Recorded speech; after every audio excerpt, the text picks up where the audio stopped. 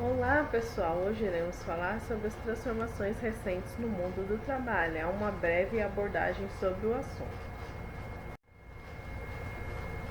Estrutura social.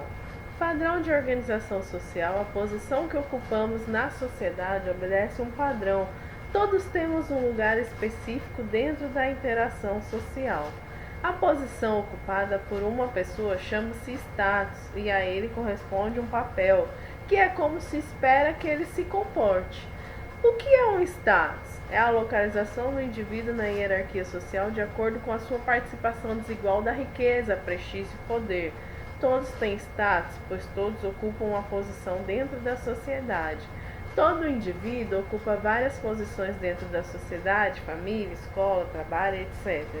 As pessoas mudam de status com o passar do tempo. O que é estratificação social? Estratificação social é a existência de diferenças e desigualdades entre as pessoas de uma determinada sociedade. Indica a existência de grupos que ocupam posições diferentes, algumas com mais benefícios do que as outras. Já os principais tipos são a econômica, a política e a profissional. A econômica é baseada na posse de bens materiais, ou seja, ricos e pobres. A política é referente à situação de poder, onde grupos que estão no comando e grupos que não têm participação. E a profissional são as atividades profissionais que recebem diferentes graus de importância. A estratificação social nada mais é do que a divisão da sociedade em camadas. Por exemplo, na Índia, essas camadas elas podem ser chamadas de castas e estamentos no feudalismo e classes nas sociedades modernas. A reestruturação produtiva ela é referente à sua evolução na concepção, execução e controle do trabalho pelo próprio trabalhador. Remuneração dependente de habilidade e produção, primeiras manufaturas, unidade de produção aglomerada sob controle imediato do produtor. Referente ao Taylorismo, que é a organização científica do trabalho, a gente sabe que Taylor ele teve essa forma científica, né, do trabalho, onde a separação entre concepção e execução do trabalho.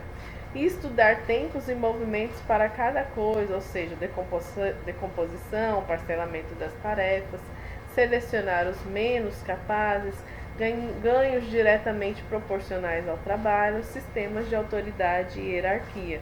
Já no Fordismo, temos uma máquina para cada propósito, uma coisa depois da outra, a técnica da esteira rolante rítmica, a organização vertical integral, a remuneração estratégica, estimulação do consumo.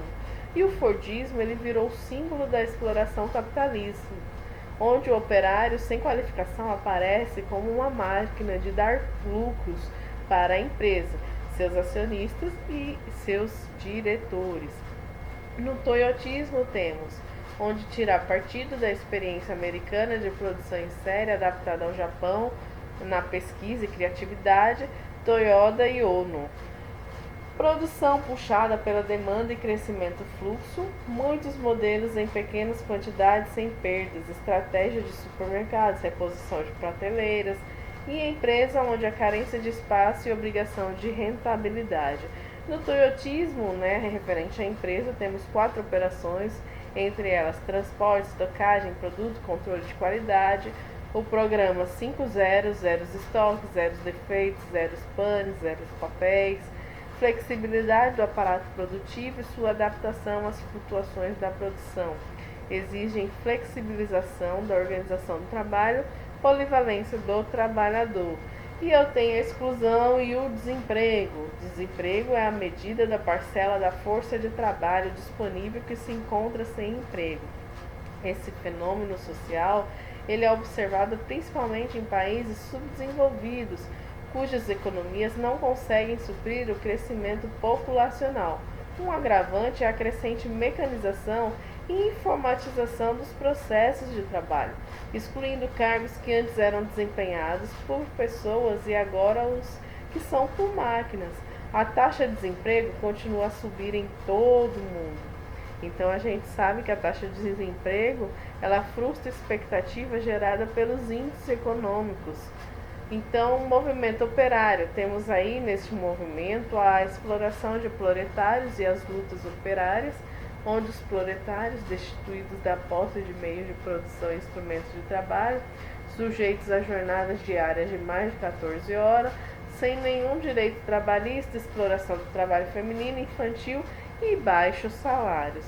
E desemprego, que a gente vê o Exército Industrial de Reserva no ludismo em 1811 a 1818, onde tem o movimento de trabalhadores que destruíam máquinas, no cartismo entre 1832 e 1848, onde eu tenho um movimento de trabalhadores que redigiam as reivindicações trabalhistas ao parlamento britânico e obteve alguns benefícios, como a redução da jornada de trabalho para 10 horas e regulamentação do trabalho infantil e feminino, e a trade unions, que são associações de trabalhadores que deram origem aos sindicatos. E temos também as mudanças sociais no mundo do trabalho, onde abandono dos modelos rígidos autoritários, abandono da produção uniforme e escassez do emprego. E na organização da produção e do trabalho temos a crescente centralidade do trabalho no mercado, perda da centralidade do trabalho, a flexibilização do mercado, onde eu tenho a terceirização, contrato temporário, a redução de jornada, redução de salário, maior exigência de escolaridade, salários indiretos, participação e o novo perfil do profissional.